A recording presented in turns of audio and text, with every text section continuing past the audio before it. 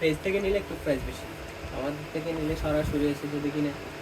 ভাই এগুলা কোত্থেকে আসে এই পার্লগুলো? বাইরের ভাইয়া, মানে বাইরে কোন দেশ? ফিলিপাইনের এগুলো। ফিলিপাইনের। এগুলো কিন্তু ঢাকায় পাইলেও এগুলো 1500-র উপরে, 1500 নিচে পাবেন না। ব্যাস হ্যাঁ না উপর কমে পাওয়ার কারণ কি?